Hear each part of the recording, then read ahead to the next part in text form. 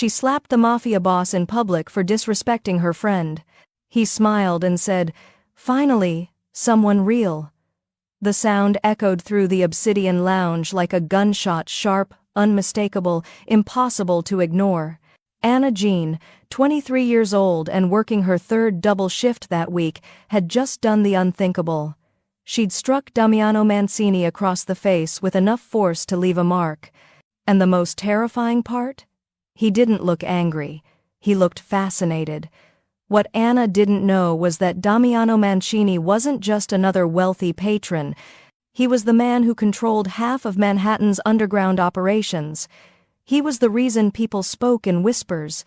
He was the shadow that made other shadows afraid. And she'd just publicly humiliated him in front of his entire crew. This should have been the end of Anna's story. Instead, it was just the beginning.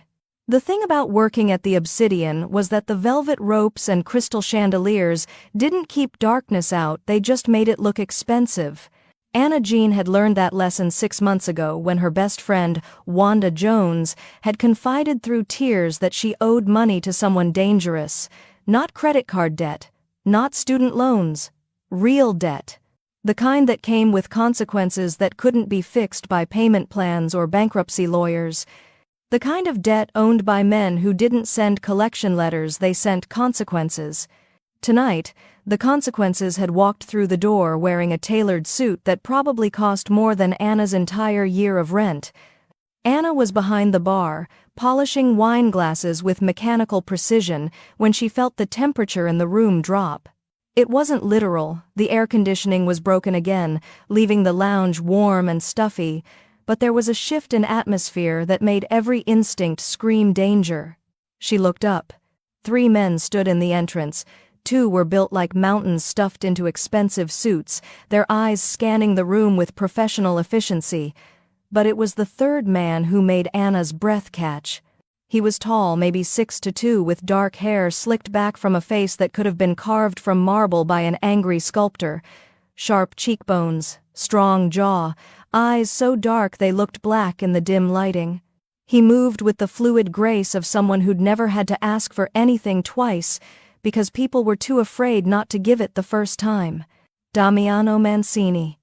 Anna knew the name from Wanda's terrified whispers, knew he was the man her friend owed money to, knew he was connected to things Anna didn't want to think about too closely. What she didn't know was just how dangerous he really was.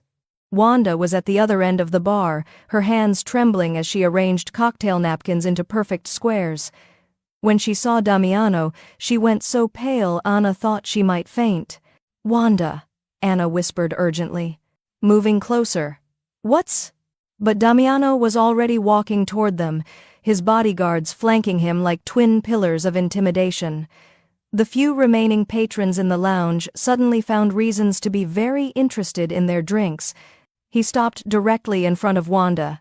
Didn't sit, didn't smile, just looked at her with those cold, assessing eyes. Wanda Jones. His voice was smooth, cultured, with the faintest trace of an Italian accent. It wasn't loud, but it carried absolute authority. "We have business to discuss." Wanda's voice came out as a whisper. "Mr. Mancini? I have most of it. I just need another 2 weeks. 2 weeks." Damiano's expression didn't change, but something flickered in his eyes. Disappointment, maybe. Or contempt. "That's what you said 2 weeks ago, and 2 weeks before that. I'm trying. Trying is not the same as succeeding." He reached into his jacket pocket, and Anna's hand instinctively moved toward the phone in her apron, ready to call 911. But he didn't pull out a weapon. He pulled out a small velvet pouch. He opened it deliberately, letting the contents spill across the polished bar top. Diamonds. At least a dozen of them, each one catching the light from the chandelier and throwing rainbow sparks across the dark wood. Anna stared. Those stones represented more money than she'd see in 5 years of bartending. "This," Damiano said quietly, "is the value of your debt. Approximately." Wanda's eyes went wide with confusion. I don't understand. "I'm paying off your debt." His smile was cold, sharp-edged. Consider it a gift, you're free. For one beautiful, impossible moment, hope bloomed on Wanda's face. Then Damiano continued, "However, there are conditions. You will no longer work in this establishment, or any establishment in Manhattan that I or my associates frequent." Which is to say, his gesture encompassed the entire city. "You will not work in Manhattan at all. You have 48 hours to leave the city. If I see you after that, the debt returns. With interest." The hope died. Wanda's face crumbled. But this is my home. My family is here. I can't just—" "You can. And you will." Damiano's voice held no sympathy, no warmth. "Consider yourself fortunate. I'm being generous tonight." He reached out and casually swept the diamonds off the bar. They scattered across the floor like worthless pebbles, the sound of them hitting the tile obscenely loud in the silent lounge. That was the moment something inside Anna snapped. She'd spent 6 months watching Wanda work herself to exhaustion, taking on extra shifts, skipping meals, living in constant fear of this man and his debt. She'd held her friend while she cried. She'd helped her count and recount the money she'd managed to save, always falling short of what she owed. And now this man, this arrogant, cruel man in his perfect suit with his cold eyes, was destroying Wanda's entire life. Not out of necessity, not because he needed the money, but because he could. Anna didn't think, didn't plan, didn't calculate the consequences. She just moved. Around the bar, 3 quick steps, until she was standing directly in front of Damiano Mancini, close enough to smell his expensive cologne. His eyes shifted to her, registering her presence with mild surprise. "Can I help you?" "You know what?" Anna's voice shook with rage, but she held his gaze. "You're right about one thing. You're being generous. Generously cruel, generously sadistic. Congratulations on being generous in all the worst ways." One of the bodyguards took a step forward. Damiano held up a hand, stopping him. "Excuse me." "You heard me." Anna's hands clenched into fists. "You think throwing money around makes you powerful? You think destroying someone's life because you can makes you impressive? You're just a bully in an expensive suit." "Anna," Wanda's voice was terrified. "Don't." But Anna was past stopping. "You want respect? Try earning it instead of buying it. You want to be feared? Mission accomplished. But you want to be anything other than a monster? Then stop acting like—" She didn't finish the sentence. Instead, her hand flew up and connected with Damiano Mancini's face with a crack that echoed through the entire lounge. The slap was hard, clean. Her palm stung from the impact. Time stopped. The bodyguards froze, their hands moving toward their jackets. Wanda gasped. The bartender who'd been watching from the kitchen doorway dropped the tray he was holding. And Damiano's head had snapped to the side from the force of the blow. Slowly, deliberately, he turned back to face Anna, his hand coming up to touch the red mark blooming across his cheekbone. Anna's anger drained away instantly, replaced by ice-cold terror. What had she done? But Damiano wasn't angry. He was smiling. Not a warm smile. Not even an amused smile. It was the smile of a predator that had just found interesting prey.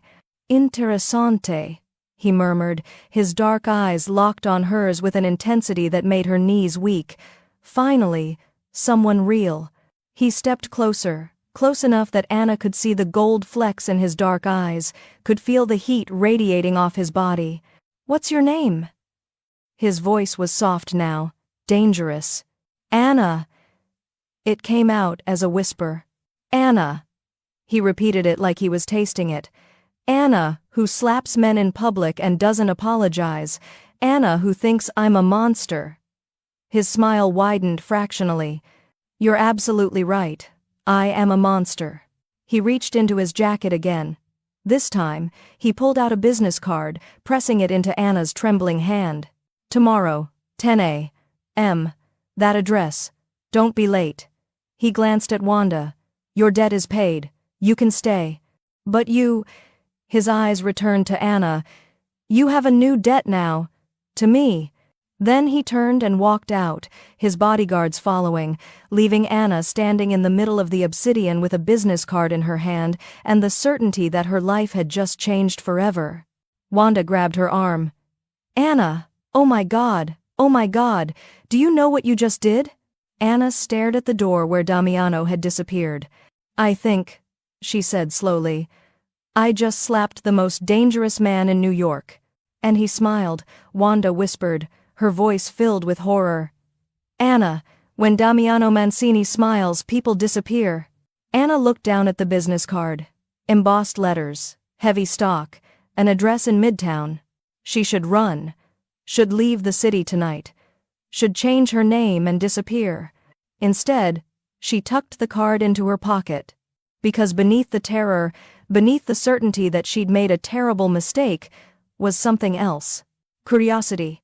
And the strangest feeling that when Damiano Mancini had looked at her, really looked at her, seeing past the bartender uniform to the person underneath, she'd felt more alive than she had in years. Which was either the beginning of something extraordinary, or the beginning of the end. Possibly both. Anna was fired before she even made it to the back room. Marcus, the Obsidian's manager, intercepted her with a face like thunder and a severance check already printed. You're done. Pack your things. Don't come back. Marcus, I can explain. Explain what? That you assaulted our most important client? His voice dropped to a furious whisper. Do you have any idea what you've done? Mancini could shut us down with a phone call. He could. Marcus stopped, his face going pale. Just leave. Now. Before he changes his mind about whatever the hell he's planning.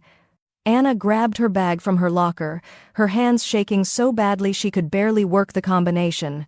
The reality was crashing down like a collapsing building. She'd slapped Damiano Mancini. She'd called him a monster to his face. That smile was the thing that terrified her most. Wanda was waiting outside, pacing the sidewalk like a caged animal. The moment she saw Anna, she grabbed her arms. What were you thinking? Anna, what the hell were you thinking?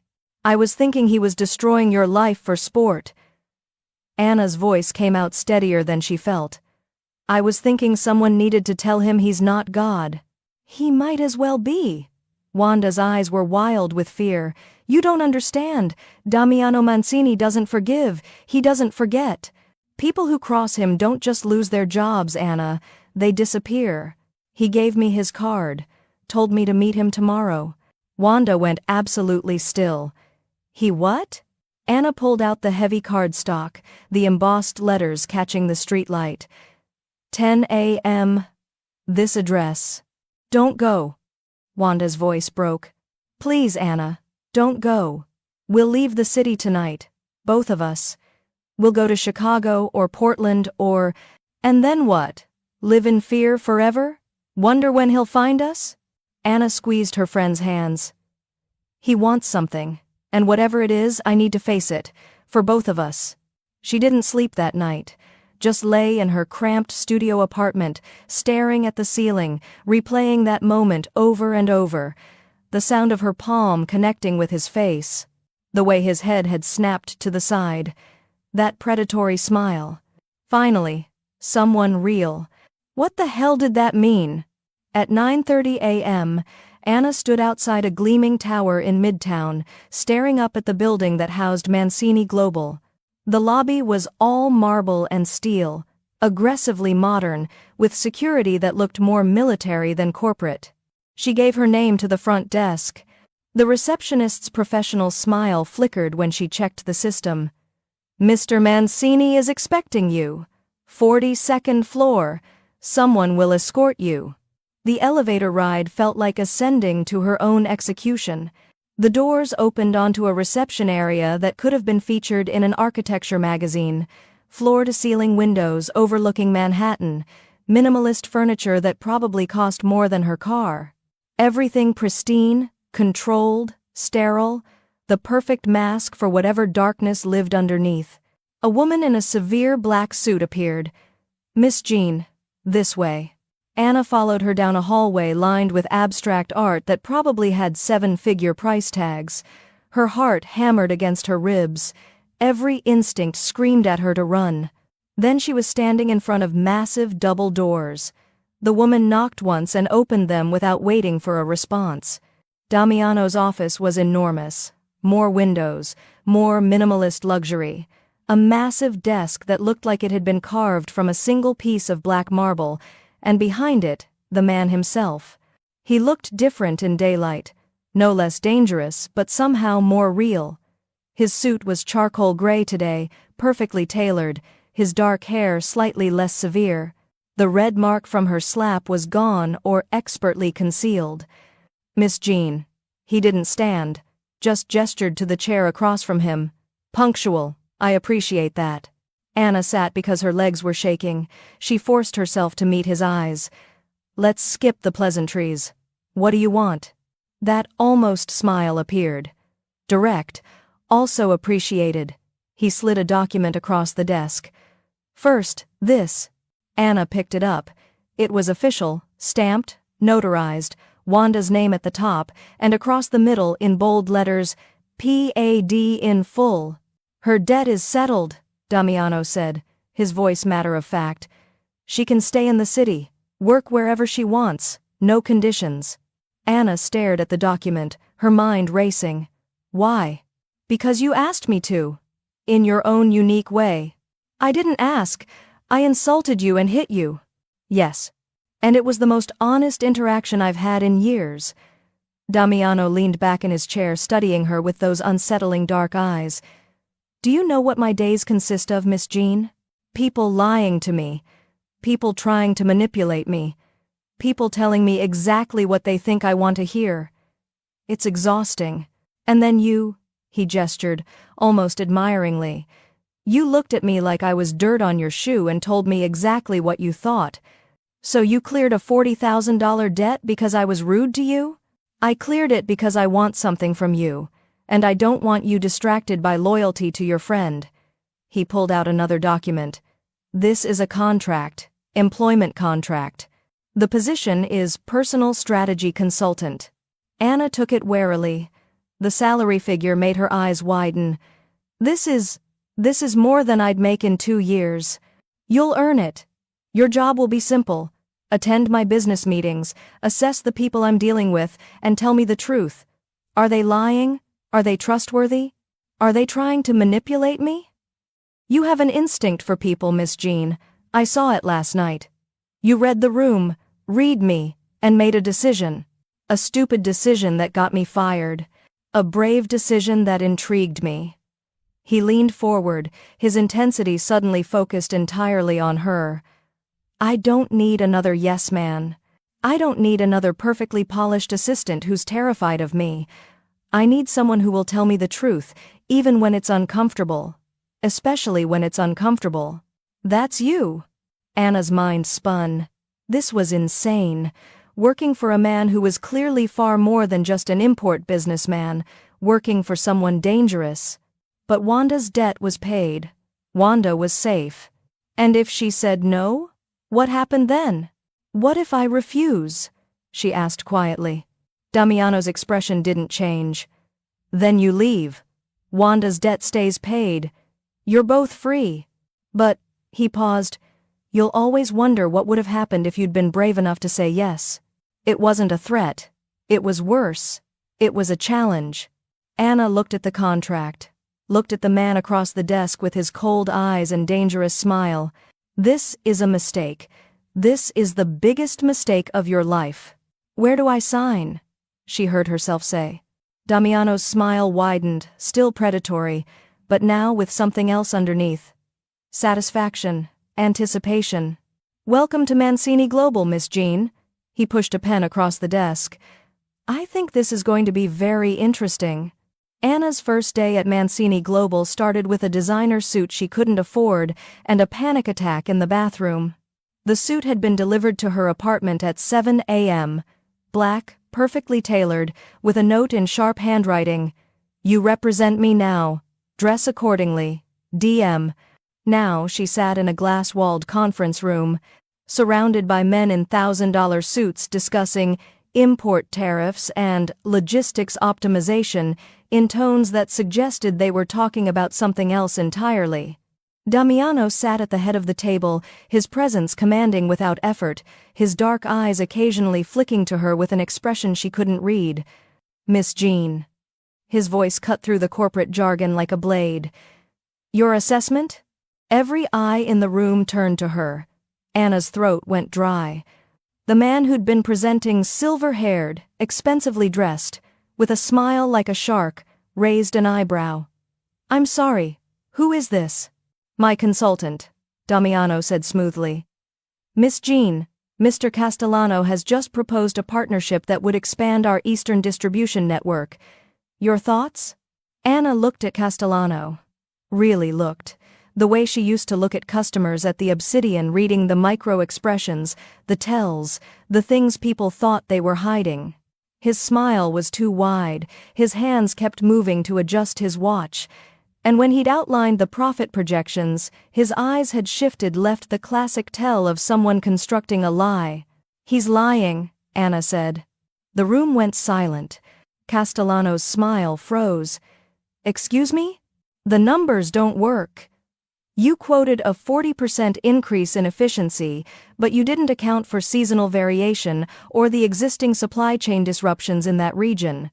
Either you haven't done your homework," Anna leaned forward slightly, "or you have, and you're hoping we haven't." Damiano's expression didn't change, but something flickered in his eyes. "Interest. Continue. You want access to our distribution network because yours is failing. This isn't a partnership, it's a rescue operation dressed up in corporate speak. And you," she gestured to the thick folder Castellano had brought, "you brought way too much documentation. People with legitimate proposals bring essentials. People trying to bury red flags bring a paper mountain." Castellano's face had gone from confident to furious. "Mr. Mancini, I don't know who this woman thinks she is. She thinks she's someone who can spot a con artist." Damiano stood, buttoning his jacket with deliberate precision. "We're done here, Castellano. My assistant will show you out." After Castellano left, radiating impotent rage, Damiano turned to Anna. For a long moment, he just looked at her, his dark eyes unreadable. Then he smiled. A real smile, not the cold, predatory one. It transformed his face, making him look younger, almost human. "How did you know?" he asked. "Bartenders are basically professional lie detectors. We learn to spot who's going to tip well, who's going to cause trouble, who's going to pay their tab. Same skills, higher stakes." Anna's heart was still racing from the adrenaline. "Did I just ruin your deal?" "You just saved me from a very expensive mistake." Damiano gestured toward the door. "Come. We have 4 more meetings today. I want to see what else you can do." By the 3rd meeting, Anna had found her rhythm. She called out a businessman's fake credentials with a joke about LinkedIn being creative fiction for executives. She identified a mole in Damiano's shipping operation by noting that the man kept checking his phone at oddly specific intervals. Either he's the world's most anxious texter, or someone's feeding him information in real time. Damiano watched her with growing fascination, his controlled exterior occasionally cracking to reveal something like amusement. By the time they returned to his office, Anna felt simultaneously exhausted and electrified. She collapsed into the chair across from his desk, kicked off the designer heels that were murdering her feet, and propped them on his immaculate desk. "If I'm going to survive this job, I'm going to need better shoes and significantly more coffee." Damiano stared at her feet on his desk, on the pristine black marble where everything was arranged with surgical precision. "Problem?" Anna asked, too tired to care about protocol. "No one," he said slowly, "has ever put their feet on my desk before." "Well, congratulations, you just popped your desk feet virginity." She grinned at his expression. "Too far?" "That was too far. My filter dies around hour 6 without caffeine." Instead of anger, Damiano laughed. Actually laughed. A low, genuine sound that seemed to surprise him as much as it surprised her. "You're chaos," he said, but there was something almost admiring in his tone. "Absolute chaos." And your control. Absolute control. We balance each other out. Anna grabbed her bag, pulling out a truly hideous mug, bright yellow with "World's Okayest Employee" printed in Comic Sans. I'm leaving this here. For tomorrow. Don't throw it away. She placed it dead center on his minimalist desk, a splash of chaotic color in his sterile world. Damiano picked it up, examining it like it was a live grenade. This is offensive to my eyes. It's a gift. You're welcome. I hate it. You'll learn to love it.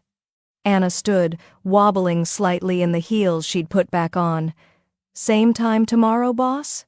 She made it 2 steps before she tripped over her own exhausted feet. Damiano moved with surprising speed, catching her before she hit the ground. His hands were firm on her waist, steadying her, and suddenly they were very, very close. Anna could smell his cologne, something dark and expensive that made her head swim, could feel the heat of his body through the thin fabric of her shirt, could see the gold flecks in his dark eyes that she'd never noticed before. Careful, he murmured, his voice dropping an octave. Can't have my best consultant breaking her neck on day 1. Your only consultant, Anna corrected, but her voice came out breathless. They stood frozen for a moment that stretched too long. His hands were still on her waist. Her palms were pressed against his chest, feeling the steady beat of his heart under the expensive fabric. The air between them felt charged, dangerous, like standing too close to a lightning strike. Damiano's eyes dropped to her lips for just a fraction of a second. Then he stepped back, releasing her with deliberate control. Tomorrow, he said, his voice carefully neutral. 9 a.m. Don't be late. Anna grabbed her bag and practically ran for the elevator, her heart hammering. In the safety of the descending elevator, she pressed her hands to her flushed cheeks. That was dangerous. That was so dangerous. Because the terrifying truth was this. When Damiano Mancini had caught her, when he'd looked at her with those intense dark eyes, she hadn't wanted him to let go. And from the way his hands had tightened on her waist for just a moment before releasing her, she suspected he'd felt it too. This job was supposed to be about survival, about protecting Wanda, about navigating danger with her eyes open. But no one had warned her about this particular danger, the kind that lived in the space between professional distance and something far more devastating. She was in trouble. And the worst part? Some reckless part of her didn't care. 2 weeks into her new life, Anna had developed a routine. Arrive at 9, survive meetings filled with coded language and dangerous men, return to Damiano's office to deliver brutally honest assessments, and try to ignore the way her pulse quickened every time he looked at her. The ugly yellow mug now sat permanently on his desk, filled with pens. He claimed to hate it. He'd never moved it. Tonight, the office was empty, except for them. Most of the staff had left hours ago, but Damiano seemed to live here, working until the city lights below became the only illumination he needed. I need you to look at something. He handed her a slim folder, his expression unreadable. There's a discrepancy in an old acquisition file. Property records that don't match the timeline. I need fresh eyes. Anna took it, flipping through pages of legal documents and architectural surveys.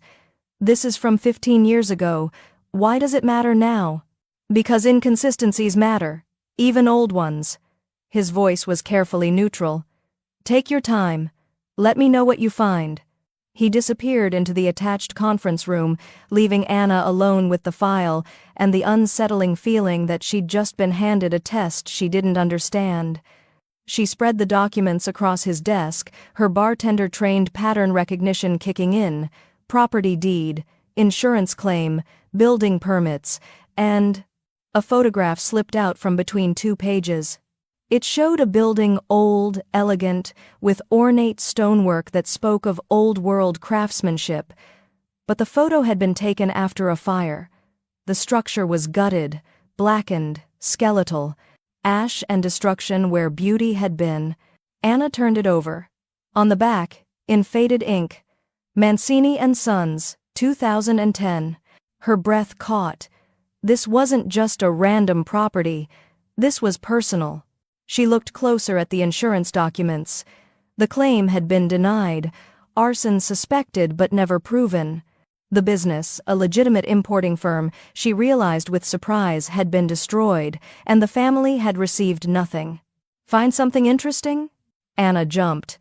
Damiano stood in the doorway, his jacket discarded, his tie loosened.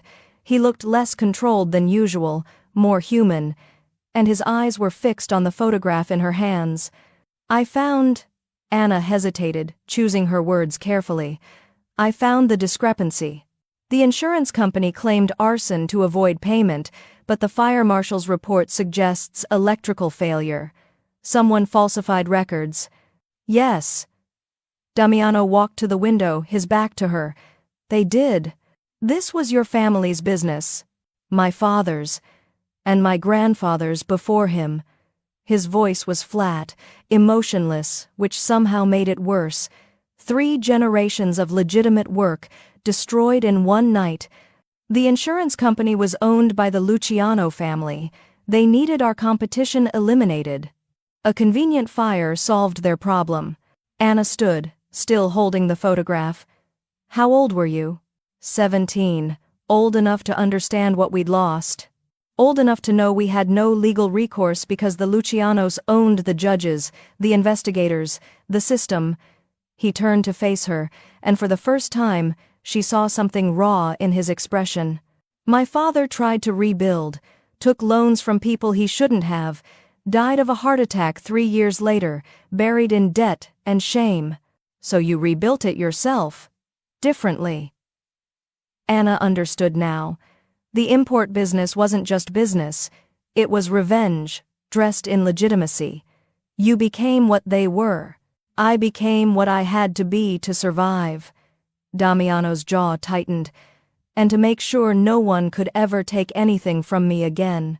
Anna should have felt afraid. Should have seen this confirmation of his dangerous world and run. Instead, she felt something else entirely. A fierce, protective anger for a 17-year-old boy who'd watched his family's honor burn. You know what I think? She walked toward him, still holding the photograph. I think you've built an empire just to prove you don't need anyone. But here's the thing about empires. They're really cold places to live alone. I'm not alone. I have employees, associates, business partners. You have assets, not people. Anna stopped directly in front of him, close enough to see the exhaustion in his eyes. When was the last time someone talked to you without wanting something? Without being afraid of you? When was the last time anything felt real? Damiano's expression shifted, something vulnerable breaking through the controlled surface. The last time someone slapped me in public and called me a monster to my face. Oh! Anna's voice softened. That's really sad, actually. Is it? Yes. Because that means the only authentic moment you've had in years was me assaulting you. Your bar for genuine human connection is literally violence. She tried for humor, hoping to lighten the moment. We really need to work on your standards. A ghost of a smile touched his lips. Perhaps. I'm serious. You can't go around collecting people who hit you. It's not a sustainable relationship model. Anna. He cut her off, his voice rough. Do you know why I hired you? Because I'm devastatingly perceptive and moderately amusing? Because, when you slapped me, you weren't afraid. You were angry on behalf of someone else, no less. You saw something you thought was wrong, and you acted. No calculation. No self-preservation, just pure, reckless courage. His dark eyes held hers. Everyone in my life is afraid of me. Everyone wants something from me. Everyone lies. But you just told the truth, and damn the consequences. That's called being impulsive and kind of stupid. That's called being real. He reached out slowly, giving her time to pull away, and touched her face with surprising gentleness. You're the most real thing in my world, Anna Jean. And it's terrifying. Anna's heart hammered against her ribs. Why terrifying? Because real things can hurt you. Real things can be lost. His thumb brushed her cheekbone. And I've spent 15 years making sure I never care about anything enough to be hurt again. That's not living. That's just surviving with better furniture. Damiano laughed soft, broken, real. You're absolutely right. I usually am. It's annoying, I know. He kissed her. Not the predatory, controlled kiss she might have expected. This was raw, desperate, like a man breaking the surface after drowning. His hands cupped her face with a reverence that made her chest ache, and when she kissed him back, she felt him shudder. This wasn't about power or control. This was about two people who'd been alone too long, finding something unexpected and terrifying and real. When they finally broke apart, Damiano rested his forehead against hers, his breath unsteady. "This is a mistake," he whispered. "Probably," Anna agreed. "You should run, far away from me and everything I am. I'm not very good at running. I'm more of a slap first, think later kind of person." He laughed again, and the sound wrapped around her heart. "Stay, please." It wasn't a command, it was a request. Vulnerable and honest. Anna looked at this dangerous man with his empire of shadows and his carefully guarded heart, and made a choice that was definitely reckless and possibly catastrophic. Okay. The kiss changed everything and nothing. They didn't talk about it. Damiano retreated behind his controlled exterior, and Anna pretended her world hadn't shifted on its axis. But the yellow mug now sat closer to his side of the desk, and sometimes she'd catch him looking at her with an expression that made her forget how to breathe. 3 days later, everything went to hell. Anna was reviewing shipping manifests when she noticed the pattern's subtle discrepancies in delivery schedules, routes that made no logical sense, shipments that arrived late with suspiciously convenient explanations. "Damiano." She burst into his office without knocking, spreading documents across his desk. "Someone's sabotaging your operations." He looked up sharply. "Explain." "These delays aren't random. They're strategic. Someone's feeding information about your shipments to competitors. They know exactly which routes to intercept, which deliveries to delay for maximum impact." Her finger traced the pattern. "Look, every incident happens after strategy meetings with your senior staff. Someone in your inner circle is selling you out." Damiano's expression went cold. "Dangerous. Who?" "I don't know yet.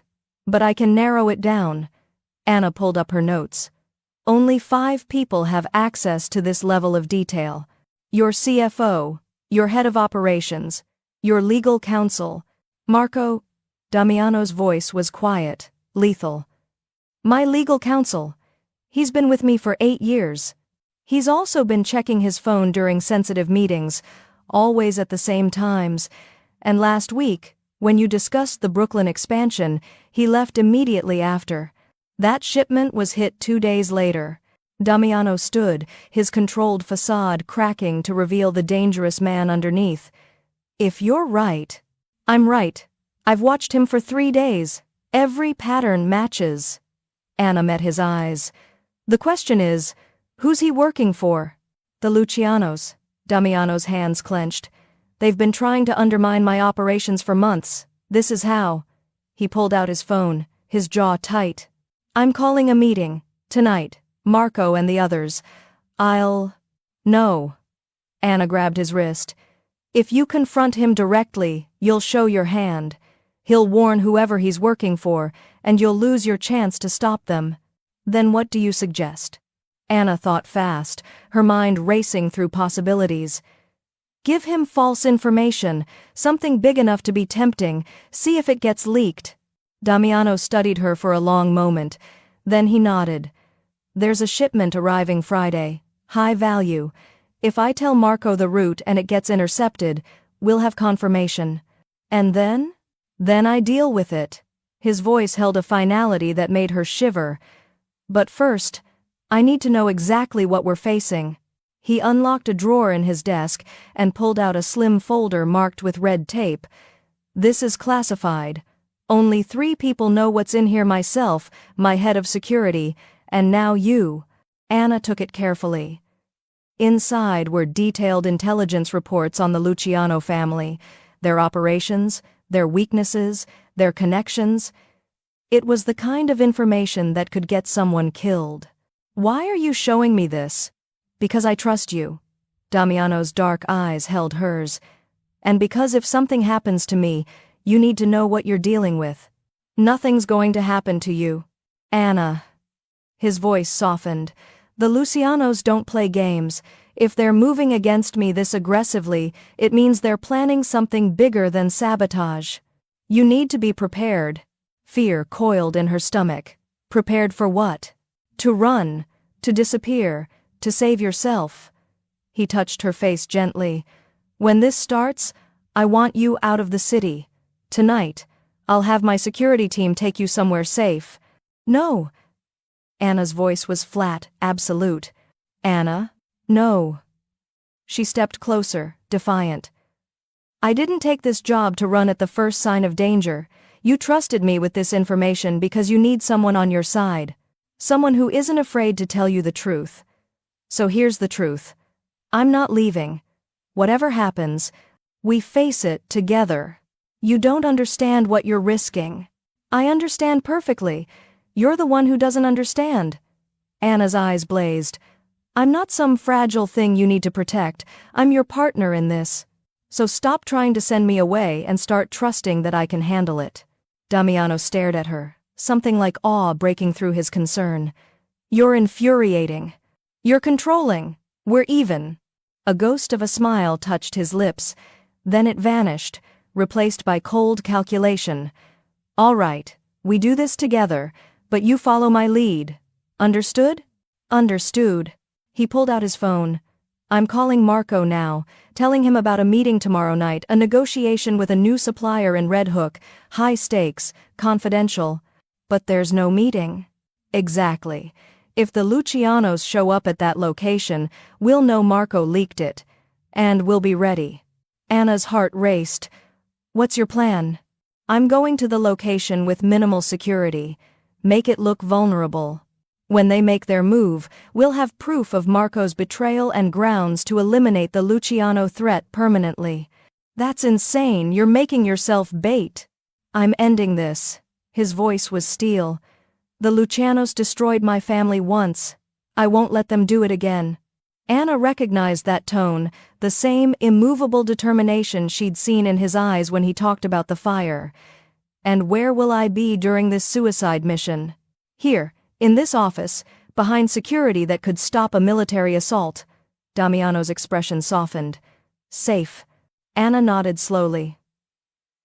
But as Damiano made the call to Marco, spinning the false story with convincing detail, Anna made her own calculations. She'd promised to follow his lead. She'd never promised to stay behind. If Damiano Mancini thought he was walking into danger alone, he was about to learn a hard lesson about underestimating a bartender from Queens. The meeting was set for tomorrow night, which gave Anna exactly 24 hours to figure out how to follow a man who commanded an empire and thought he'd left her safely locked away. Challenge accepted. Anna had learned a lot working for Damiano Mancini, how to read body language in high-stakes negotiations, how to spot a lie in 3 seconds flat, and, most importantly, how his security team operated. They were efficient, professional, and critically creatures of habit. The evening shift changed at 7. For exactly 90 seconds, there was a blind spot in the garage surveillance while the new team logged in. And Damiano's driver, a mountain of a man named Victor, always did a final sweep of the perimeter before leaving, which meant the cars sat unattended for 3 full minutes. Anna used every second. She dressed in black, pulled her hair into a tight bun, and waited in the stairwell until Victor's footsteps faded. Then she moved fast, slipping into the third SUV in the convoy, the one used for equipment, not people. She wedged herself behind cargo containers in the back, her heart hammering so hard she was sure someone would hear it.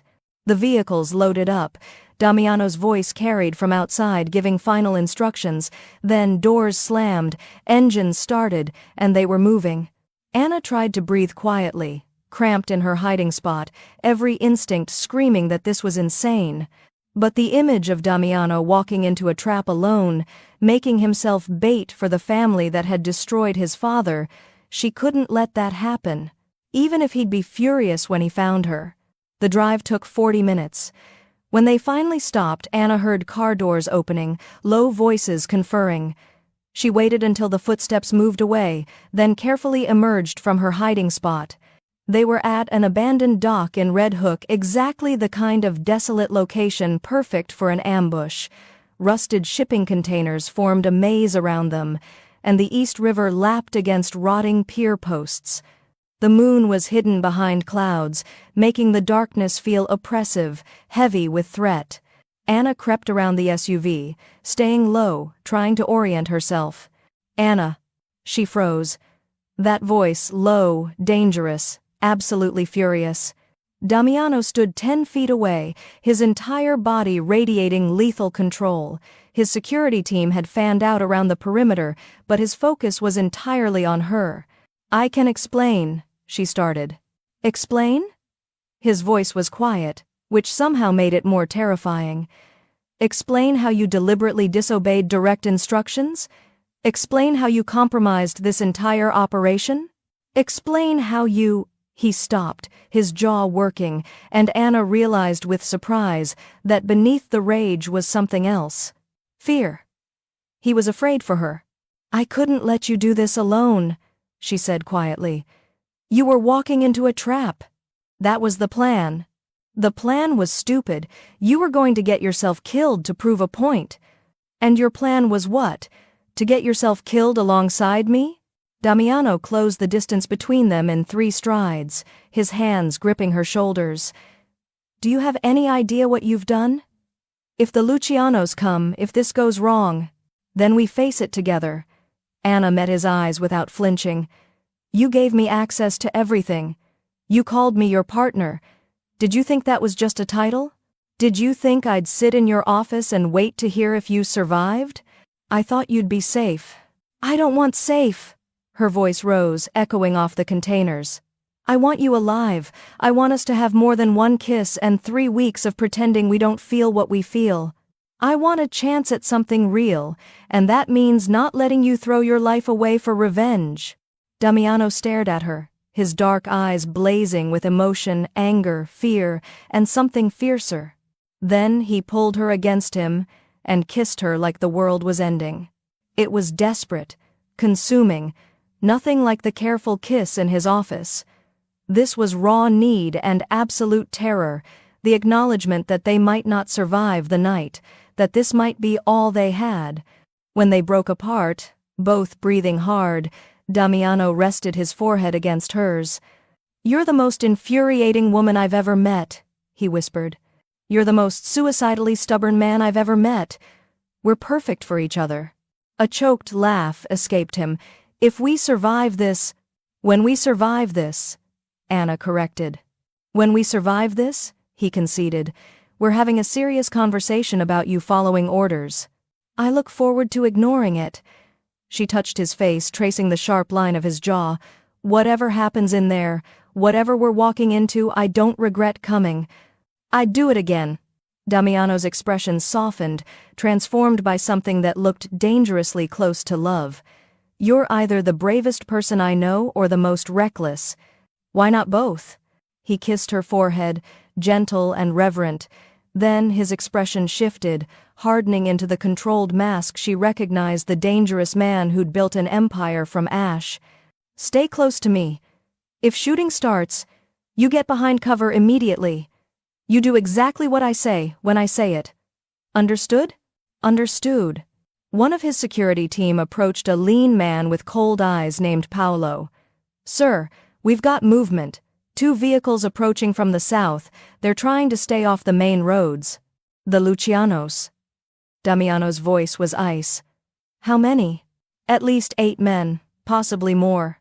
Damiano looked at Anna one more time, and she saw everything in that gaze: protectiveness, possessiveness, fear, and fierce determination. He was looking at her not just as someone to protect, but as his equal. His partner.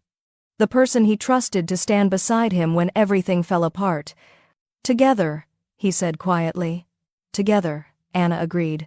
They moved toward the designated meeting point, a cleared area between containers where the trap would spring. The air felt electric, charged with imminent violence. Anna's heart raced, but her mind was clear. She'd spent years reading people, anticipating danger in a bar full of drunk strangers. This was different, higher stakes, more lethal, but the core skill remained the same. Stay alert, trust your instincts, survive. Victor appeared from the shadows, his expression grim. They're here! And they brought serious firepower. Damiano's hand found Anna's, squeezed once, a final acknowledgement of what they meant to each other. Then, headlights cut through the darkness, and everything changed. 2 black SUVs rolled into the clearing, their engines cutting simultaneously. Doors opened, and men emerged, 8, 9, 10 of them, all armed, all moving with military precision. And at their center, stepping into the harsh beam of headlights, was a man Anna recognized from the intelligence files. Vincent Luciano, head of the family that had destroyed Damiano's father, the enemy who'd been orchestrating this entire war from the shadows. He smiled, cold, predatory, victorious. Damiano Mancini, I've been waiting for this moment for a very long time. Anna felt Damiano's hand tighten on hers. The trap had been sprung. But whose trap, exactly, remained to be seen. Vincent Luciano looked exactly like his file photo, silver-haired, expensively dressed, with the kind of smile that promised violence wrapped in civility. But in person, his eyes held a cruelty that no photograph could capture. You're predictable, Mancini. Vincent gestured casually, and his men fanned out, forming a semicircle that cut off any escape route. Your father was predictable too. Made it easy to burn down everything he built. Damiano's entire body went rigid. You're confessing? Why not? You won't live long enough to repeat it. Vincent's smile widened. Did you really think I'd fall for your little trap? That I didn't know about your mole hunt? Marco's been feeding me information for months, including your plan to expose him tonight. This meeting was never about negotiation, Damiano. It's about finally finishing what I started 15 years ago. Marco, Damiano's voice was lethal, is currently being very well compensated for his loyalty to the right family. Vincent pulled out a gun, casual, comfortable, like he was retrieving a business card. The difference between your father and you is that he had honor. He tried to fight me legally. You became a monster trying to avenge him, but monsters are easy to kill. You just need the right bait. His eyes flicked to Anna. Your consultant. How touching. Tell me, does she know what you really are? What you've done to build your little empire? Leave her out of this. Damiano's voice dropped to a dangerous whisper. But she's already in it. The moment she attached herself to you, she signed her death warrant. Vincent raised his gun, aiming it directly at Anna. Let's start there, shall we? Make you watch before... Everything exploded into chaos. Damiano moved with brutal speed, pulling Anna behind a shipping container as gunfire erupted. The air filled with the deafening crack of bullets, the sharp smell of gunpowder, shouting in Italian and English. Victor and the security team returned fire, creating a desperate perimeter. But the Lucianos had numbers and superior positioning. This wasn't a battle, it was an execution dressed up as a fight. Stay down! Damiano shouted over the noise, his body shielding hers. He fired back with cold precision, each shot calculated, controlled. But Anna could see the math. They were outnumbered, outgunned, and pinned. A bullet ricocheted off the container inches from Damiano's head. He returned fire, taking down one of Luciano's men, but 2 more appeared to replace him. Then Anna saw it, Vincent Luciano moving through the chaos, flanking around the containers, positioning himself for a clear shot at Damiano's exposed side. Left! Anna screamed. Damiano spun, firing, but his gun clicked empty. He reached for a spare magazine, but Vincent was already aiming. Anna threw herself forward, knocking Damiano sideways just as Vincent fired. The bullet missed by inches, and they crashed together behind a rusted forklift. Are you insane? Damiano's eyes blazed as he reloaded. "You're welcome!" Anna's heart hammered. She looked around desperately, searching for anything that could help. They were trapped between containers, with Luciano's men closing in from 3 sides. Then she saw an old fire suppression system, the kind used in industrial warehouses. A big red panel mounted on the container wall, covered in warnings in multiple languages. And next to it, attached to the wall, a glass-enclosed emergency axe. An insane idea formed. "I need 30 seconds, Anna said. "For what?" "Trust me." Before Damiano could stop her, Anna broke from cover, sprinting toward the fire panel. Bullets sparked off metal around her, but she kept moving, driven by pure adrenaline and reckless determination. She grabbed the emergency axe, smashing the glass, then swung it hard at the fire suppression panel. The effect was immediate and spectacular. Alarms shrieked, emergency lights strobed, and from overhead sprinkler systems that somehow still functioned after years of abandonment, a deluge of water and fire-retardant foam exploded downward, flooding the entire area. Visibility dropped to 0. The foam was thick, slippery, disorienting, covering everything in white chaos. But Anna wasn't done. She grabbed the axe and slammed it against the nearest shipping container once, twice, 3 times, creating a deafening metallic clang that echoed through the dock. Then she shouted in the loudest voice she could manage, "Il tuo vestito costoso non può nascondere che sei solo un codardo che si nasconde dietro gli uomini migliori." Her Italian was atrocious, heavily accented, probably grammatically wrong, but the meaning was clear enough. Your expensive suit can't hide that you're just a coward hiding behind better men. The insult delivered by a woman, in Italian, in the middle of a hit, was so unexpected, so absurd, that it created exactly the moment of confused hesitation Anna had gambled on. Damiano didn't waste it. He moved through the foam-covered chaos like a predator, his training and familiarity with violence giving him the advantage. Anna heard shots, grunts, the sound of bodies hitting ground. Then silence. The alarms continued wailing. The foam continued falling. But the gunfire had stopped. Anna stood frozen, covered head to toe in white retardant foam, gripping the axe like a baseball bat, her entire body shaking with adrenaline. "Anna," Damiano's voice cut through the noise. She turned. He emerged from the foam-covered darkness, also coated in white, a gun still in his hand. Behind him, she could see the Luciano men disarmed, subdued, or unconscious. Victor and the security team were securing the scene. And Vincent Luciano was on his knees, Paolo's gun pressed to the back of his head, his expensive suit ruined by foam and defeat. Damiano walked straight to Anna, ignoring everything else, the prisoners, the cleanup, the aftermath. He pulled her against him, his hands framing her face, and kissed her with an intensity that stole her breath. This wasn't gentle. This was survival and victory and absolute, overwhelming relief. His kiss tasted like adrenaline and smoke, desperate and claiming. When they broke apart, both gasping, his eyes burned with something fierce and possessive. "You could have been killed," he said roughly. "So could you." Anna's hands fisted in his foam-covered jacket. "That's why I couldn't let you face this alone. Your Italian is terrible. But effective." She managed a shaky laugh.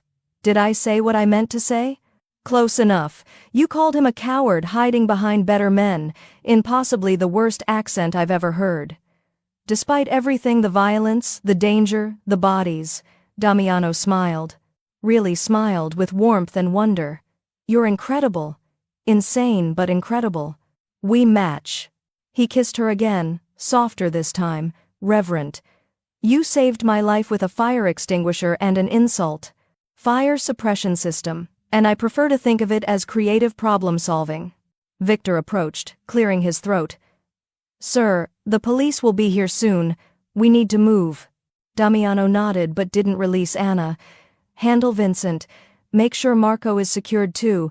I want statements from both of them, full confessions before the authorities arrive. And the woman? Victor's expression was carefully neutral. "The woman," Damiano said firmly, pulling Anna closer, "stays with me, always." The safe house was in Westchester, a modern fortress disguised as a countryside estate, all glass and steel hidden behind ancient oak trees.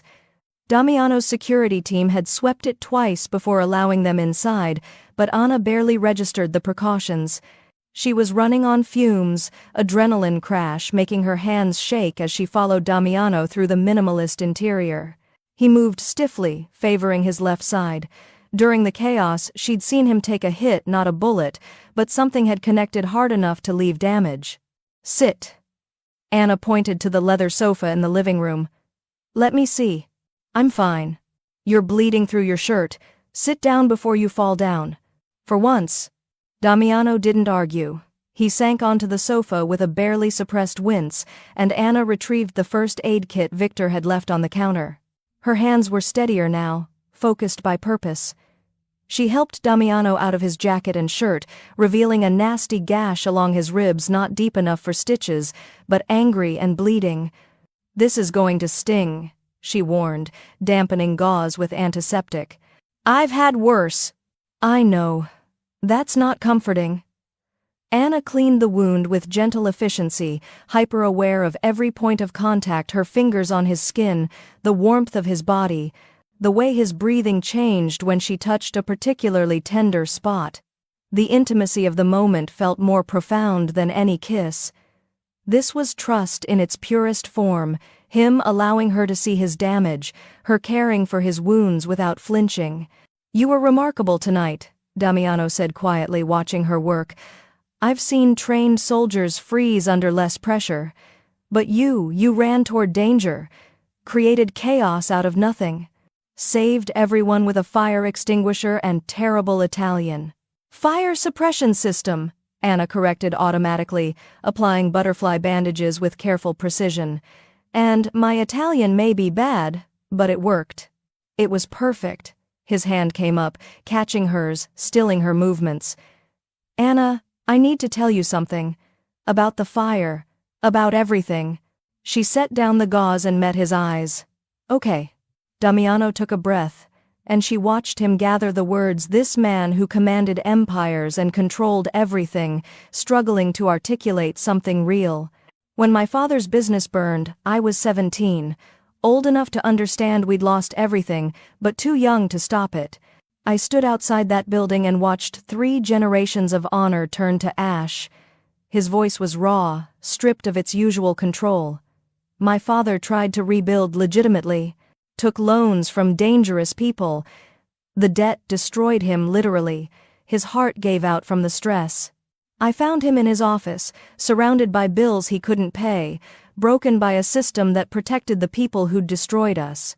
Anna's throat tightened, but she didn't interrupt. "I swore that would never happen to me, that I'd never be powerless again, that I'd build something so strong, so untouchable, that no one could ever take anything from me." Damiano's dark eyes held hers. "So, I became exactly what the Lucianos were, ruthless, controlled, willing to do whatever it took to win. I built an empire on the ashes of my father's honor, and I told myself it was justice. It was survival," Anna said softly. "It was emptiness." His hand tightened on hers. "For 15 years I've lived in a world where everyone wants something from me, where every interaction is a transaction, where trust is a weakness and vulnerability is a death sentence. I convinced myself that was strength. That control was the same as power. And then you slapped me." A ghost of a smile touched his lips. "You looked at me, this man everyone fears, and you just saw a bully who needed to be stopped. No calculation, no fear. Just pure, reckless courage on behalf of someone you loved.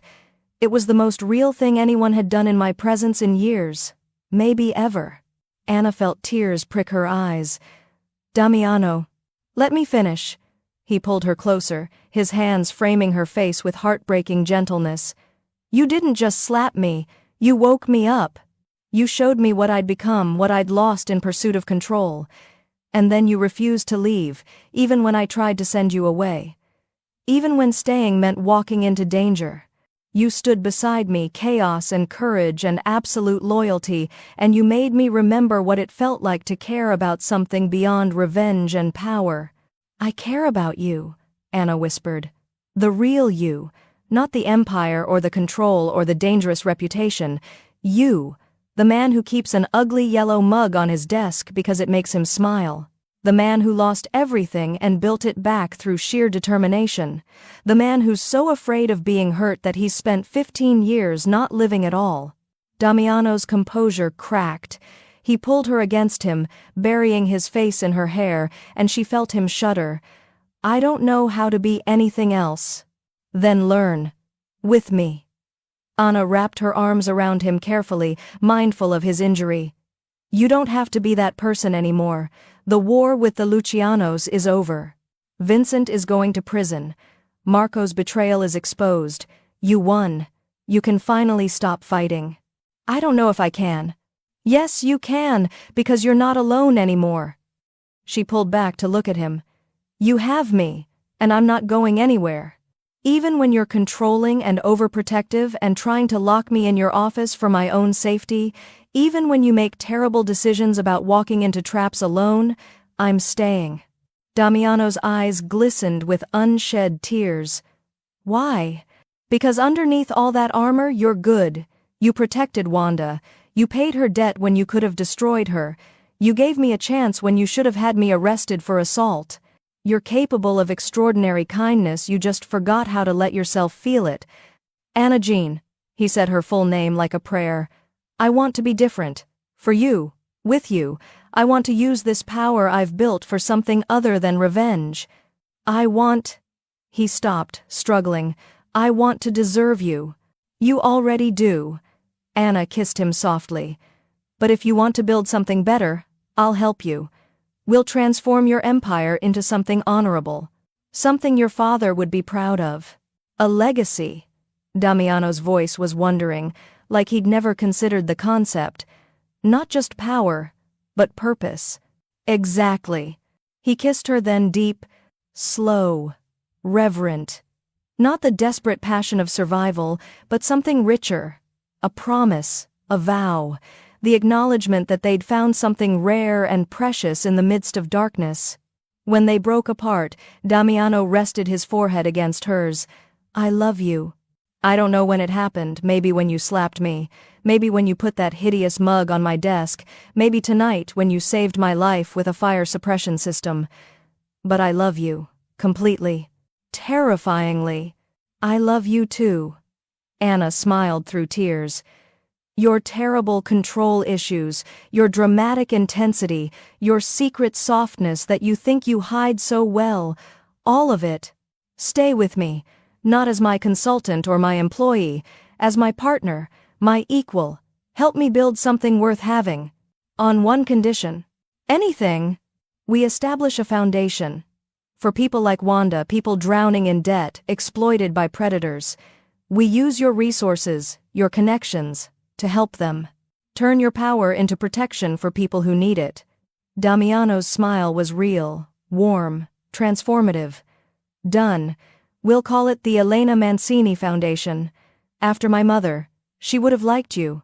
Then yes, I'll stay. I'll build something beautiful with you. Anna kissed him again. We'll transform your darkness into light. Together. Together. Damiano agreed, holding her close. Always. 3 months later, Anna stood in Damiano's office, their office now, and marveled at how much had changed while somehow staying exactly the same. The ugly yellow mug still sat on the desk, now joined by a matching one that said, "World's okayest boss," that she'd given him as a joke. He'd pretended to hate it. He used it every morning. The floor-to-ceiling windows still overlooked Manhattan, but the view felt different now. Less like a kingdom to conquer, more like a city full of people they could actually help.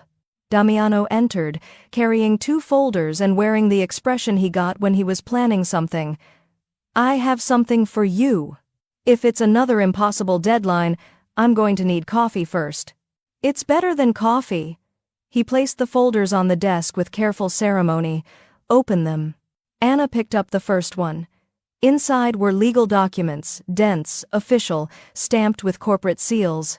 She skimmed the contents, her eyes widening with each paragraph. This is a partnership agreement. 50% ownership of all legitimate Mancini global operations, full voting rights, co-CEO. Damiano's dark eyes held hers. I'm not offering you a job anymore, Anna.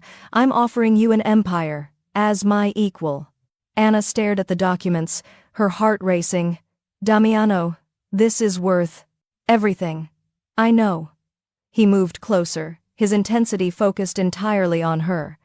You've spent 3 months transforming this company. The foundation is launching next month. We've restructured our lending practices to eliminate predatory terms. You've turned my weapon into something that actually helps people. You've made me better. Made everything better. We did it together. No, you led, and I followed.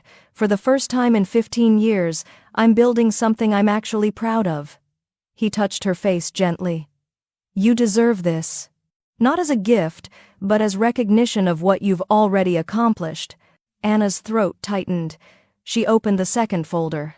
Inside was a foundation charter, the Elena Mancini Foundation, dedicated to helping people escape crushing debt through education, legal support, and interest-free emergency loans. But it wasn't named after his mother anymore. The header read, The Jones Mancini Foundation for Financial Freedom. Wanda's name, Anna whispered. It started with her. With you protecting her. It seems right that she's honored in what we're building. Damiano smiled. She's already agreed to join the board. Said something about finally putting her business degree to use for something that matters. Tears blurred Anna's vision. You did this for her. For me. I did this for us. For the life we're building together. He took her hands. Sign the partnership agreement, Anna. Stand beside me not just in private but publicly. Be my partner in every way that matters. Anna looked at the documents. At this man who'd started as a dangerous stranger and become her home, and made her decision. She signed with a flourish. Congratulations, Mancini. You're officially stuck with me. That was always the plan. Damiano pulled her close, kissing her with familiar intensity. Now comes the hard part. Running a company and a foundation while dealing with your control issues? I'm prepared. No. He stepped back, and Anna saw something nervous in his expression, an emotion she'd never seen on Damiano Mancini's face before. This. He pulled a small box from his jacket pocket. Anna's breath stopped. 3 months ago, you walked into my life and slapped me across the face, Damiano said, his voice rough with emotion. You called me a monster. You were absolutely right. I was empty, controlled, living in a prison of my own making. And you, his smile was soft, wondering, you were chaos, courage, light in a darkness I'd convinced myself was strength. He opened the box. The ring inside was stunning, a single diamond, elegant and substantial, set in platinum that caught the morning light. You've given me everything, Anna Jean. Purpose, joy, a reason to be better than what I was. You didn't just save my life at that dock, you saved me from the life I was living, from the man I'd become. He dropped to one knee, and Anna felt tears stream down her face. I know I'm controlling. I know I'm intense. I know I'll probably try to protect you from dangers that don't exist and drive you crazy with my need for order. Yes, Anna interrupted. Damiano blinked. I haven't finished asking. Yes. The answer is yes. To all of it. The partnership, the foundation, the marriage, the crazy overprotective tendencies I'll spend the rest of my life managing. She pulled him to his feet, laughing through tears. Yes, to building something beautiful with you. Yes, to being your queen, your partner, your light. Yes, to everything. Damiano's composure shattered. He kissed her desperately, reverently, slipping the ring onto her finger without breaking contact. When they finally pulled apart, both were crying, laughing, holding each other like they'd never let go. I don't deserve you. he whispered against her hair. Probably not, but you're stuck with me anyway. Anna pulled back to look at him. We're going to do extraordinary things, Damiano Mancini. We're going to transform your empire into something that actually matters. We're going to help people like Wanda, like my mother, like everyone who's been crushed by systems designed to exploit them. We're going to be powerful and good. That sounds exhausting. It sounds perfect. She kissed him softly. And we'll do it together. Always. Always, he agreed. Anna looked around the office at the ugly mugs, at the city below, at the partnership documents that made her an equal owner of an empire. She thought about the terrified bartender who'd slapped a stranger 3 months ago, defending her friend, without thinking of consequences. She'd walked into darkness thinking she was sacrificing herself. Instead, she'd found power, purpose, love, that transformed rather than diminished. She hadn't escaped the shadows, she'd conquered them, turned them into light. And standing beside a man who'd been a monster and became human through the simple act of being seen, being loved, being real, she finally understood what true strength looked like. It wasn't control. It wasn't domination. It wasn't building walls so high nothing could hurt you. It was choosing to be vulnerable, choosing to care, choosing to stand beside someone and face the darkness together, knowing you were stronger, united than you ever were alone. What are you thinking? Damiano asked, studying her expression.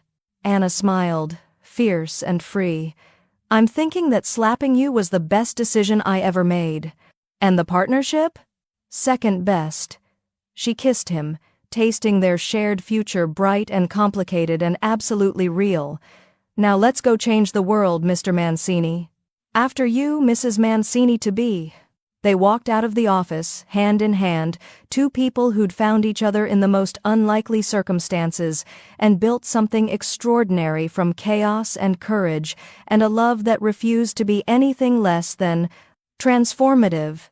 The empire they'd inherited was vast, but the one they were building together founded on honor, driven by purpose, powered by a partnership that made them both better, would be legendary. And it all started with a slap, a smile, and two people brave enough to see past the armor to the truth underneath. Finally, someone real. Finally, someone home.